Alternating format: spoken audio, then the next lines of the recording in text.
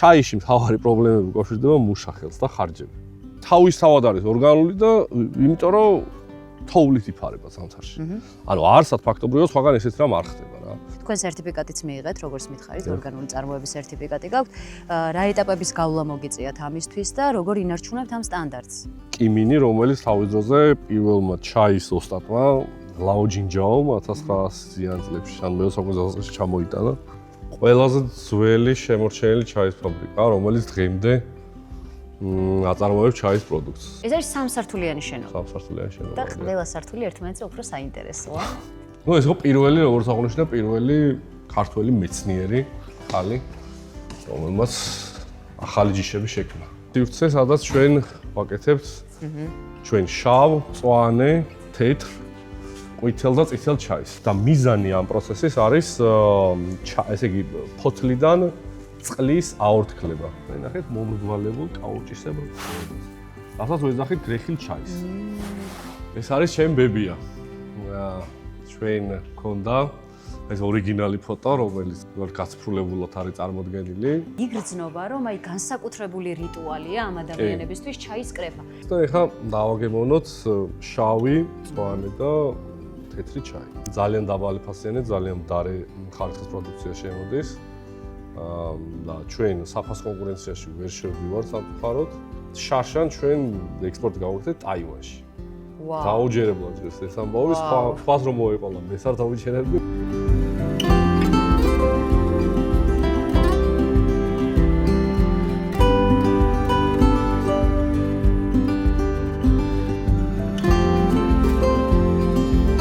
თქვენ წინაშეა 60 ჰექტარი ჩაის პლანტაცია, აქ ანასეულში. მაგრამ იცით რა არის ყველაზე საინტერესო?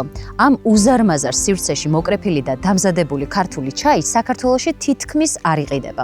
ის სრულიად მიდის ექსპორტზე. ანუ ჩვენს გვერდით, გურიაში იქმნება პროდუქტი, რომელსაც მსოფლიო ბაზარზე ყიდულობენ, ჩვენ კი მასზე ფაქტობრივად არაფერი ვიცით. დღეს მინდა შიგნიდან გაჩვენოთ ეს სივრცე, რომელიც ძველ ბაზაზე გაცოცხლდა, ამ საქმის ყველა აგროტექნიკურ საიდუმლოებაზე, პლანტაციის ისტორიასა და ექსპორტის რეალობაზე საწარმოს კომერციული მენეჯერი გენო ხუჭვა გვესაუბრება.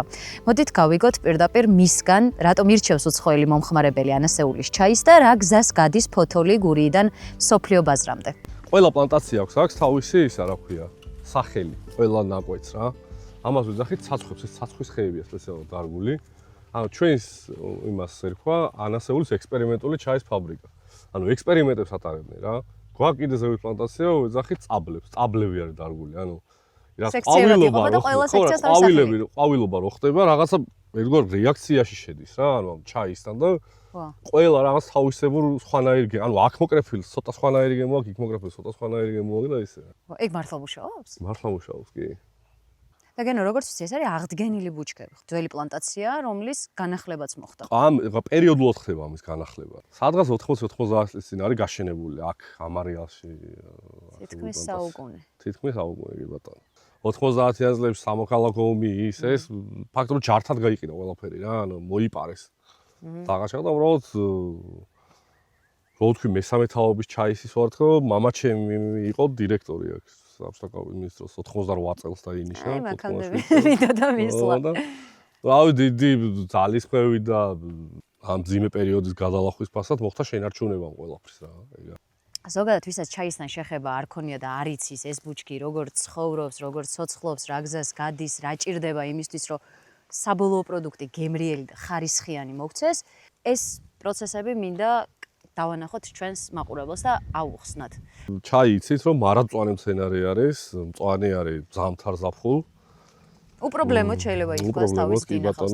განსხვავებით მაგალითად სხვა ქვეყნებისგან, აი, აუშვათ ავიღოთ ჩინეთი, ავიღოთ ინდოეთი, შრი-ლანკა, ტრადიციული ჩაის ქვეყნები რო ავიღოთ, ჩვენთან არ ჭირდება მას იმ დონის მოვლა, იმდენი შეწამლა და ასე შემდეგ რა, როგორც იქ, იმიტომ რომ იქ არის უმეტეს ქვეყნებს სადაც ჩაი მოდის, ნესტთან, ანუ ნესტი არის მისი ერთ-ერთი მთავარი პირობა, რომ ჩაი გაიზარდოს და არის მაღალი ტემპერატურა ამავდროულად.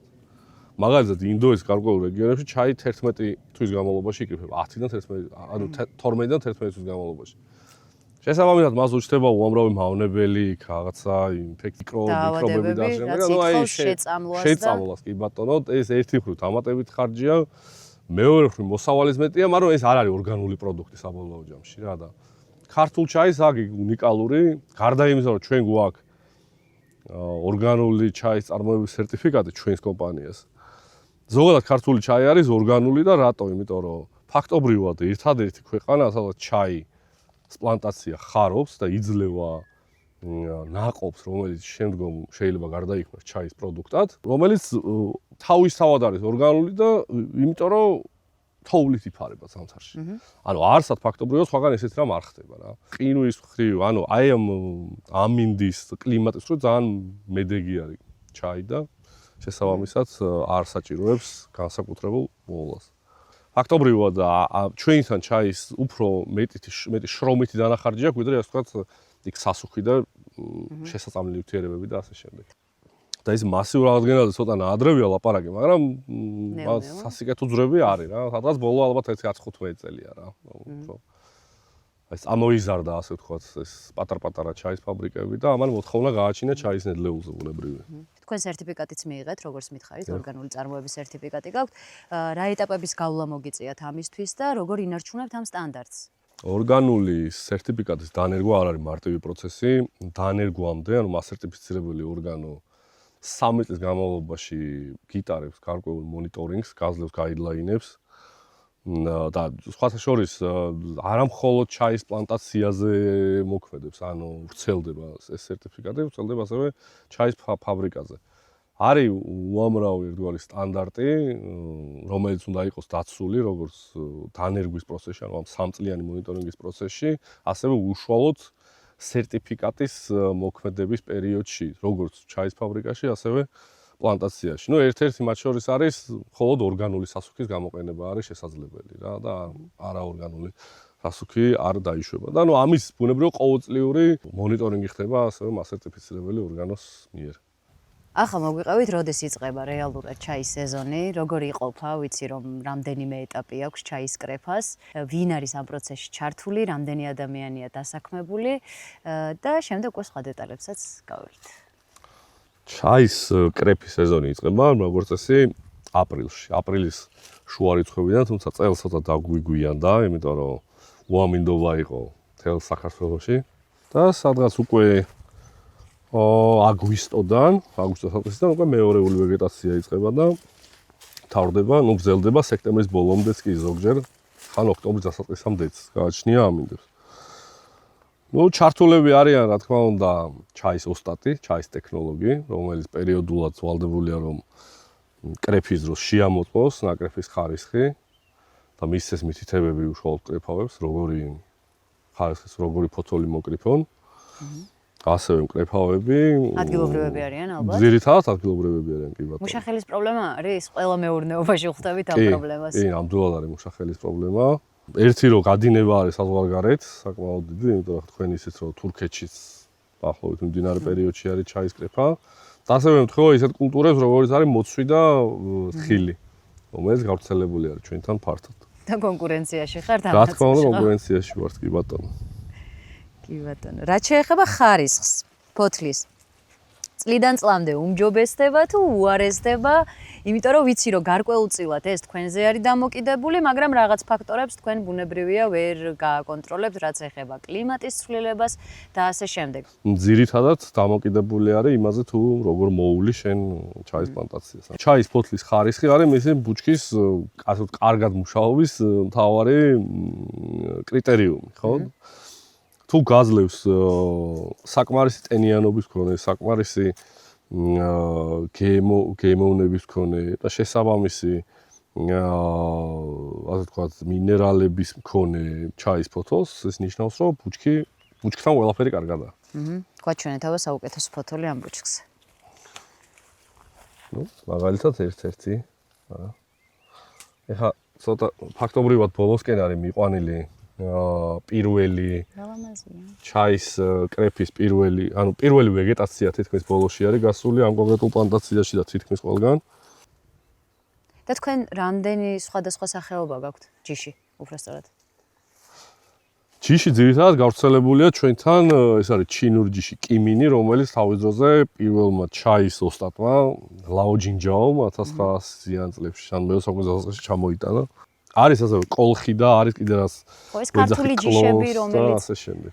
ყველა არის ამ ქართული ჯიშები, რამდენადაც ჩემთვის ცნობილი არის. რა თქმა უნდა, ყველას მშობელი არის კიმინი, რომელიც ჩამოიტანა ჩაის ტექნოლოგიას. წელს როგორი მოლოდინები გაქვთ?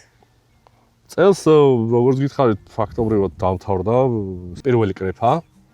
ბოლოსკენ არის გასული, ანუ აქ კარგად რომ მივხვდეთ, არ არის იმდენად იმაზე დამოკიდებული.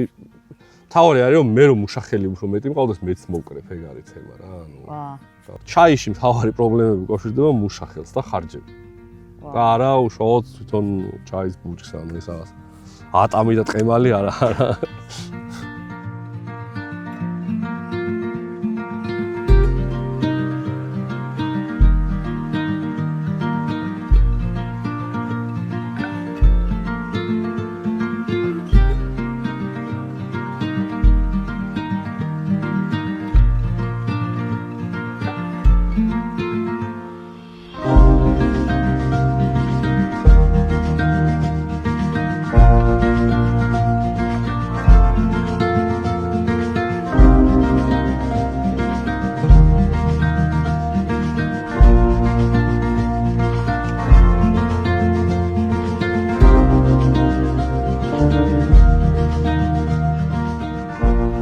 ყველაზე ძველი შემორჩენილი ჩაის ფაბრიკა, რომელიც დღემდე აწარმოებს ჩაის პროდუქტს. 60-იანებში. 1964 წელს არის აშენებული.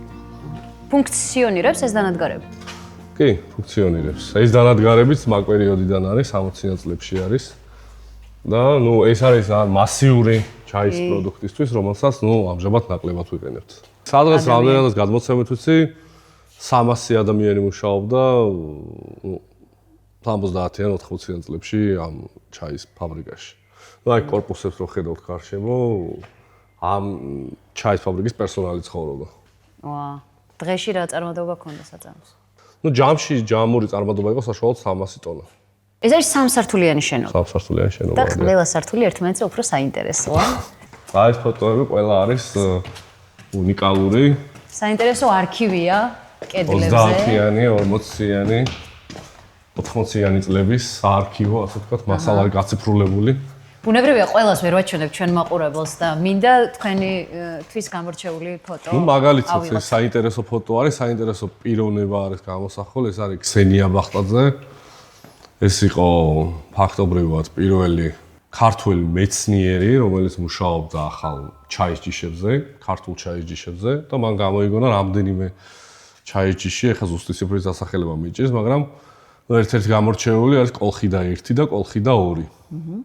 ეს იყო პირველი, როგორც აღნიშნა, პირველი ქართველი მეცნიერი ხალი, რომელმაც ახალი ჯიშები შექმნა.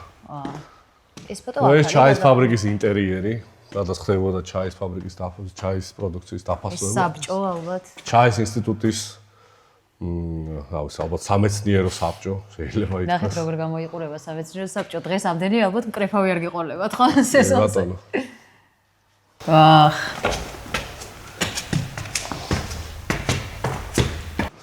ჩვენ პლანტაციაში რაც ვიშრომეთ დღეს და მოვიტანეთ ფოთლები, რა მოსავალით მოვიწიეთ, კი ბატონო. ამოდის აქ.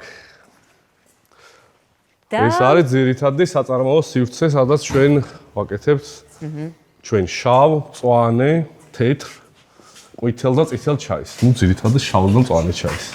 პირველი ეტაპი, როდესაც ფოთოლი მოვა, აი ამ ასე ვთქვათ, ერთგვარ გრძელ მაგიდას ვეძახით ტროპს. ამ ტროპსზე თავსდება ჩაის ფოთოლი, ხედავთ თქვენ რომ აი ნასვრეტები აქვს. აი ერთგვარად ჰაერი მოძრაობს და მიზანი ამ პროცესის არის ესე იგი ფოთლიდან წყლის აორთქლება. რატომ ხდება ეს? ერთგვარი გამოშვება კი ბატონო, რომ ჩაის ფოთოლი გახდეს უფრო ნაზი, ელასტიური. კი, ელასტიური, ზუსტად. ძალიან უხეშია, როცა ხელში ახებ უშუალოდ ბუჩქზე ფოთოლს და აქ უკვე ისეთი ფაფუკია. აი, ეს უკვე ხა ამას უკვე ვეძახით, თითქმის ეს მომღნარია. ეს ფოთოლი უკვე მომღნარია და თითქმის უკვე მზად არის, რომ გადაინაცვლო საგრეხ დანადგარში. რამდენი ხანი ჩერდება აქ? ბევრი, ასე ვთქვათ, მახასიათებელი განსაზღვროს დროს, თუ რამდენი ხანი ჩერდება აქ, მაგრამ საშუალოდ 2 დღე. ამ მაგიდაზე შესაძლებელია ასევე ხელოვნური ხნობაც. როდესაც ნაკრეფი არის ძალიან ბევრი და გვეჩქარება და არ გვაქვს იმის დრო, რომ დღე-ნახევარი დაველოდოთ, ირთვება სპეციალური, ასე ვთქვათ, დანადგარი, რომელიც უბერავს ქვემოდან ცივ ჰაერს და ხელოვნურად სადღაც დღე-ნახევარი სამცირებს 6 საათამდე. შეიძლება რომ 6 საათში უკვე მიიღო ის შედეგი, რომ გადაიტანო უკვე ეს ფოთოლი საგრეხ სად დანადგარი. გადადის ვნახოთ საგრეხი აპარატიც? ესე ძველი დანადგარია. ეს ძველი დანადგარი. ეს პატარები უფრო თანამედროვე არის. ეს ყველა 4-ვე არის. ერთსა და იმავე რამეს აკეთებს. უბრალოდ ზომებში არის განსხვავება. აი აქ მაგალითად ეტევა სადღაც 10 კილოგრამი ფოთოლი, იქ სადღაც 30-35 და ესე იზრდება იქ 50, გაცილებით მეტი. და იქ იყრება ჩაის ფოთოლი, უკვე მომღნარი ჩაის ფოთოლი და იქ იწყება გრეხა. გრეხის მიზანი რა არის შავი ჩაის შემთხვევაში, რომ იცით რომ ჩაის ფოთოლი შეიცავს ძალიან ბევრ მცირე პატარა უჯრედს, რაც შეიცავს სპეციალურ ნივთიერებებს, წყალს ამ და ამავე დროს. გრეხის დროს ეს უჯრედები სკდება და სითხე რომელიც არის შიგნით გადმოდინდება ფოთლის ზედაპირზე. და ეს არის უკვე ის რისგანაც რის შედეგადაც ვიღებთ შავ ჩაის, ანუ იწყება ჟანგვა. სითხე რომელიც არის ფოთოლში გადაევლება ზედაპირს, ჩაის ფოთლის ზედაპირს და უკვე იწყება ჟანგვის პროცესი. ანუ ფერმენტაცია, ანუ ოქსიდაცია.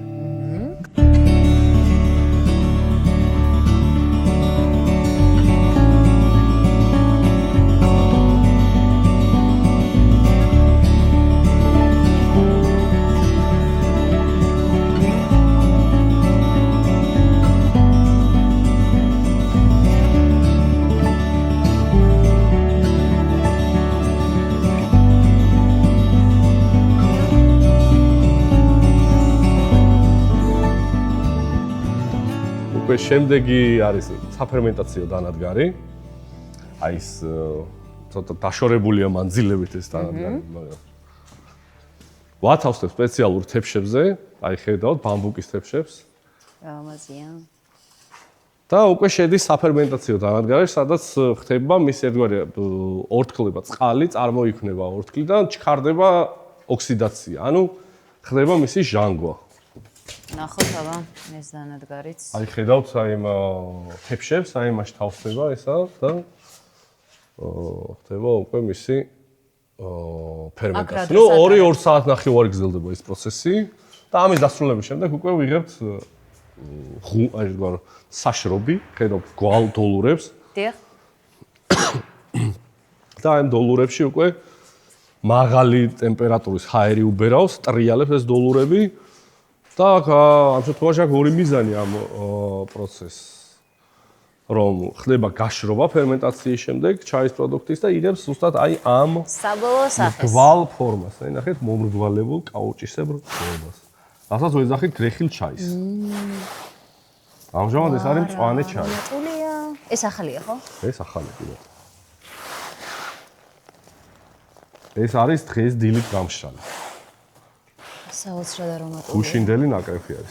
ეს არის ამ 60-იანი წლების შენობის მესამე სართული, ვერანდა. საოცარ ადგილას, საოცარი ხედებით. ხმე მაყურებას არ მოვატყუებ, მანამდე ჩვენ ამოვედით, აქ უკვე ვნახეთ ეს სივრცე. პირველი რამაც ჩვენი ყურადღება პირდაპირ მიიპყრო, იყო ეს კედელი და ულამაზესი ნახატი, რომელსაც ერთი შეხედვით უკვე ეტყობა, რომ რაღაც ძალიან დიდ ისტორიას ინახავს და მინდა რომ მოგვიყვე გენა. ბატონო, ეს ვერანდა ზოგადად თავის დროზე აქაური პერსონალის ერთგვარი მოსასვენებელი სივრცე იყო, რამდენადაც ინფორმაცია მაქვს. რაც შეეხება ამ ნახატს, ეს არის ჩემი ბებია. ჩვენ გქონდა ეს ორიგინალი ფოტო, რომელიც გაცფრულებულად არის წარმოდგენილი. ეს არის 50-იანი წლების ბოლოს, 1958 წელს გადაღებული ფოტო. 6 მაისი. 6 მაისი, კი ბატონო. იცით რა მომწონს, აი ყველა ფოტოში, ეს ძველი ფოტოებიც რომ ნახე, იგრძნობა რომ აი განსაკუთრებული რიტუალია ამ ადამიანებისთვის ჩაის კრეფა. ყველა იმდენად მოწესრიგებული, ესთეტიკურად, ლამაზ რაღაც კაბებში, ქუდებში გამოწყობილები არიან. რაღაცა ეტყობა რომ ამ შრომისგან სიამოვნებასაც იღებენ. და მე მაინტერესებს გენო დღეს თქვენთვის როგორი შეგრძნებაა, როცა აი ამ თქვენი ოჯახის ტრადიციას აგრძელებთ და ერთგვარად ინახავთ ამ მეხსიერებას, რომელიც ამ დიდ საქმეს მოყვება. ხო, ეს უნდა იგივე ბებიაჩემის გადმოცემიდანვე ვიცი, რომ კი ეს იყო, ეს არ იყო მხოლოდ რაც სამუშაო, ან სამსახურში წავსვლა, ეს იყო რაღაცა უფრო მეტი ვიდრე სამსახური, რაღაც ცხოვრების ნაწილი, ერთგვარად ფოლკლორი იყო ჩაიში მუშაობა, იქ რაღაც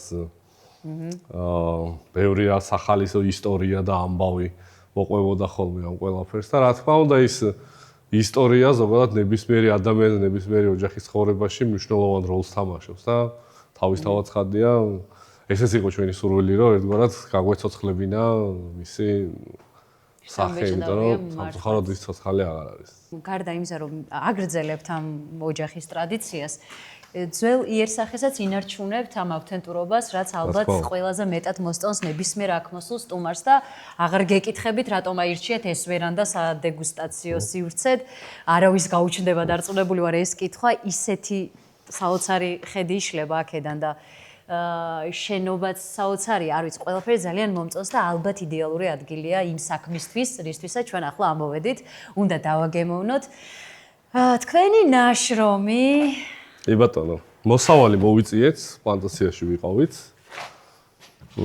გავეცანით ტექნოლოგიას და ეხლა დავაგემოვნოთ შავი, მწვანე და თეთრი ჩაი. პირველი სტენდაპის დროს რაც აღვნიშნე, იყო ის რომ რასაც ამ გადაცემაში ვნახავთ, ეს პროდუქცია სამწუხაროდ ქართველი მომხმარებლისთვის არ არის. რა გიშლით ამაში ხელს, რა განაპირობებს, რა ფაქტორებია, ამაზე აუცილებლად მინდა რომ ვისაუბროთ, იმიტომ რომ ამით დავიწყე გადაცემა, მაგრამ იმდენად საინტერესო იყო მთელი პროცესი, ვერ მივედი აქამდე და ბოლოს გავუხსნათ კარტი მაყურებელს რა ხდება.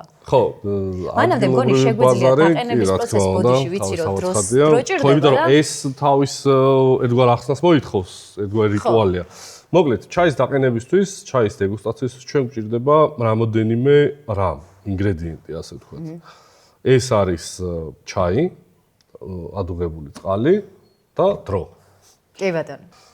ერთგვარი წესი 100 არის. ვიღებთ 150 მლ მოცულობის ჭიქას, ვასხამთ 150 მლ ცხელ წყალს.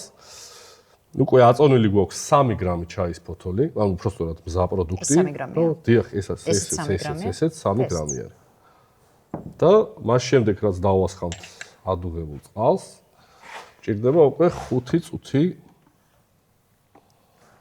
რათა წუთი გვეყოფა ჩვენ იმპორტის საკითხებზე და ექსპორტის საკითხების განხილვა, იმპორტ-ექსპორტის საკითხების განხილვა და თან ბოლოს ჩაის დავაგებულება. ამ ზომით ჩართულია. ხო, რაც შეეხება ექსპორტის საკითხებს, ხო, არის რამდენიმე ერთგვარი გარემოება. პირველი რომ ჩვენ ვისაუბრეთ, რომ ძალიან შემცირებული არის ქართული ჩაის წარმოება, იმას შედარებით რაც იყო. შესაბამისად, ერთ მწარმოებელს არ შეუძლია რომც ერთ დღესაც ჩაიკეტოს მთლიანად გაქრეს ყველანაირი იმპორტული პროდუქცია.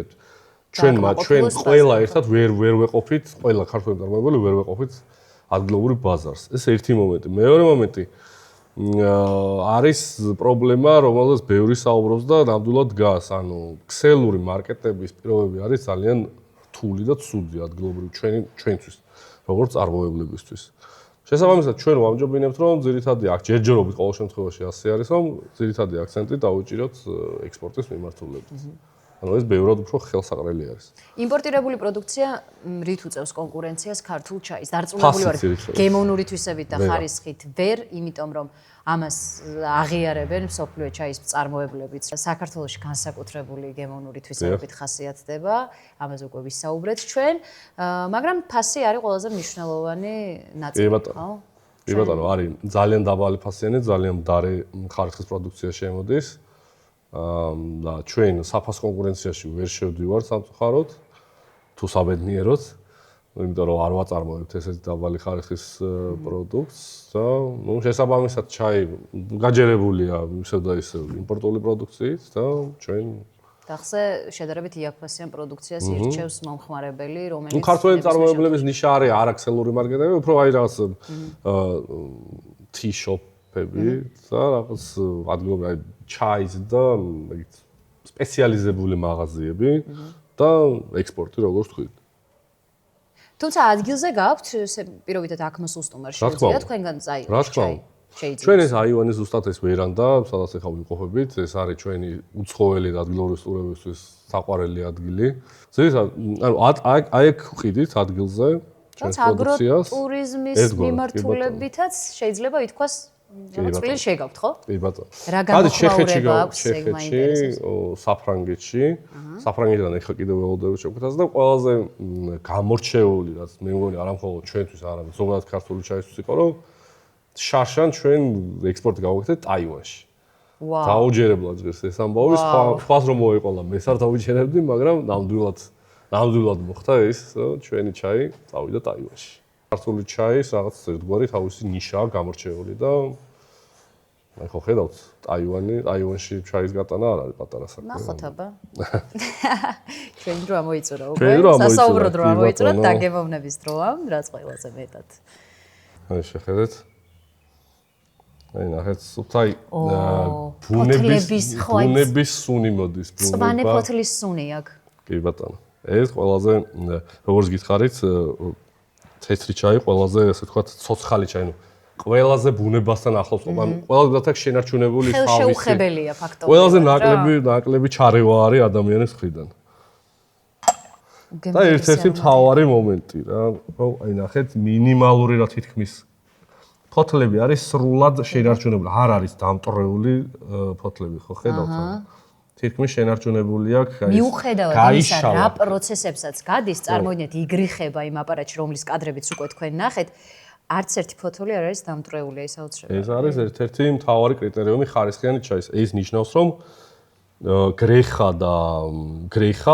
ეს ეტაპი, ერთ-ერთი მნიშვნელოვანი ეტაპი ჩაის მომზადებისა არის იდეალურად შესრულებული. დაგემოვნებამდე პირველი მნიშვნელოვანი ტესტი უკვე გაიარა, ანესეულის ჩაი ვიზუალური. და ესე შავი ჩაი, რომელიც წითელი. რომელიც აი, იგივე ამბავი ხდება ხალხნო. შავ ჩაიზე ერთი მომენტი არის კიდე მნიშვნელოვანი, აი ეს უნდა იყოს ერთფეროვანი, ეს მუქი ბრინჯაოსფერი, ყავისფერი.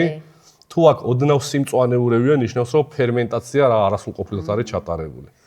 ანუ ეს რომ ერთგვაროვანია და თანაერთნაირი ფერები აქვს, არის მუქი ბრინჯაოსფერი, ნიშნავს, რომ ფერმენტაცია ჩატარდა იდეალურად. წარმოიდგინეთ, რა საოცარი პროცესია, ეს დაგრეხილი ჩაი, რაღაც ღეროები გგონია, მხოლოდ დარჩენილი და როგორც კი უკვე გაივლის ცხელი წყლის პროცესი. ეს არის აი, უნებელი. როგორიც მოიკრიფა, იგივე ფორმა მიიღო. ეს სხვათა შორის პროფესიონალურ კონკურსებზე ერთ-ერთი მნიშვნელოვანია. თუ რაც არ უნდა გემოვნური თვისებები გამოვლინოს შენმა ჩაიმ, რაც არ უნდა მაგარი არომატი და ნაყინი მოხდეს, თუ ფოთელი ორი გატეხილი, მისი ღირებულება იკლებს მნიშვნელოვნად.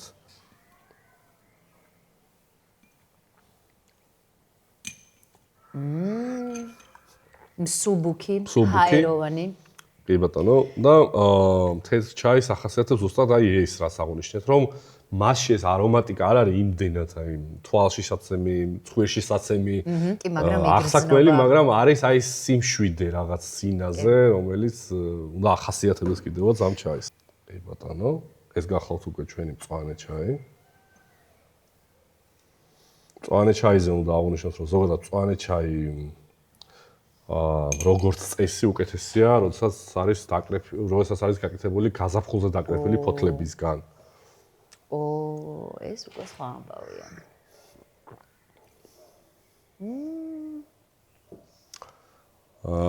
თავიდან სასიამოვნო შეგრძნება აქვს, ბოლოში აქვს ოდნავ სიმწყლარტე, რომელიც ახასიათებს ზუსტად ქართულ ჩაის.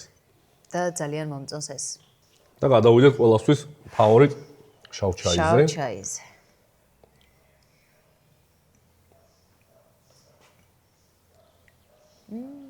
შავი ჩაი არის რამდენადაც ჩემთვის ცნობილი არის, მთელი მსოფლიო ჩაის მოხმარების 80%. ოჰო.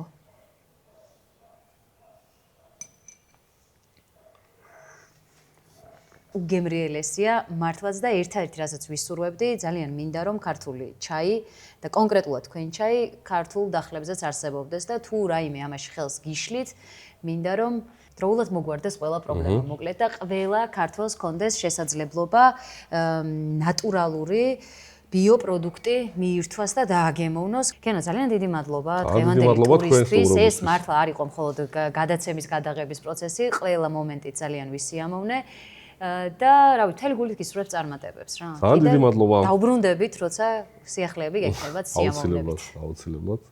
იმედია მეც გამოვთხოვ იმედს, რომ ძალიან მალე ჩვენი და არა მხოლოდ ჩვენი ჩაი, იმიტომ რომ თუნდაც იგივე გურიაში ძალიან ბევრი კარგი ჩაი წარმოება და ქართველი მომხმარებელი ნამდვილად იმსახურებს იმას, რომ ქართული ჩაიც, ასე ვთქვათ, დატკბეს და მისი გემონური და ასევე სასარგებლო თვისებებით, ასე ვთქვათ, ისარგებლოს თვითონაც და ისარგებლოს თავისუფლებას. გემშვიდობებით ანასეულიდან ჩვენს გადაცემას განმეორებით ნახავთ მე ვარ ფერმერის Facebook გვერდზე, YouTube არხზე, TikTok-ზე, Instagram-ზე და აჭარის ტელევიზიის ვებ გვერდზე ასევე. ერთ კვირაში ისევ შევხვდებით ერთმანეთს დროებით.